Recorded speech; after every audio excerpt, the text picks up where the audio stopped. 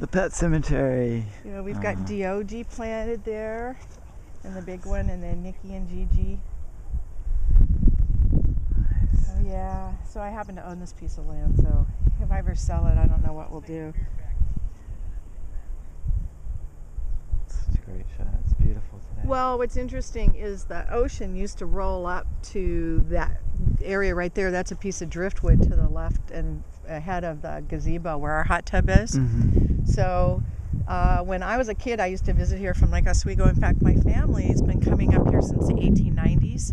They used to take the steamer ship from the Columbia River up to down near Megler where the Astoria Bridge is. Mm-hmm. And then they'd hop on the clamshell railroad that putted, well, it's 30 miles, I think, in total length, but putted up to Seaview and right near where the Depot restaurant is, were my parents' best friends. So my family's been coming up to the Long Beach Peninsula. There's a long history since about the 1890s or so. Wow. From Portland. And the ocean used to go all the way up there. Yeah, the ocean did. The ocean, it was probably, they say that some of the storm tides would break on the main street. Oh. The clamshell railroad was called the railroad that ran by the tides because sometimes they couldn't run because the ocean would be, and it used to go up the main street of downtown Long Beach and up to the Nakata.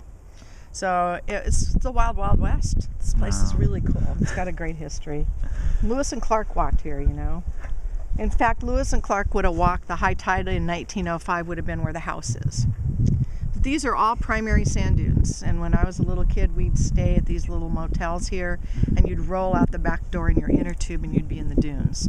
So it as recently as the 50s and 60s, and then the ocean moved out because of this is how you can impact the ocean. They built the jetties from 1913 to 1917 down at to make the mouth of the Columbia navigable, and it caused the tides the sand to redistribute. So it basically dried out some of these former beach areas and redistributed the sand out there. And then non-native seagrass came in here and took hold. And believe it or not, non-native seagrass can drive the ocean away. So, yeah. So we're standing where the ocean was not that long ago. Wow. In my lifetime, which is getting older. Well, you got a beautiful place right here. Thank so you. It's nice. Yeah, isn't this cool? Yeah. Our guests love this trail. I can see why. And our friend Cal built a bench out of driftwood. So, Here's the wetlands. yeah, we're not there quite yet. I mean, you can. Some wet-ish lands. Yep, you're getting there. Anytime you see willow. Now we did kind of log out here. You see all these millions, and look at all the deer tracks. Oh, right. Dog tracks and deer tracks. Yeah, all these trees. We did, these are all shore pine, and these were deposited originally by the ocean, and then they just spread like wildfire. They're really weeds, and they're non-native.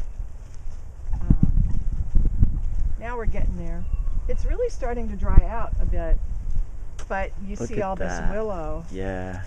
And so they're ducks and geese and creatures that if you really want to, you can get around this stuff. But Absolutely. But in the summertime, it dries out about sometime in May, and then you can just walk the trail to the beach.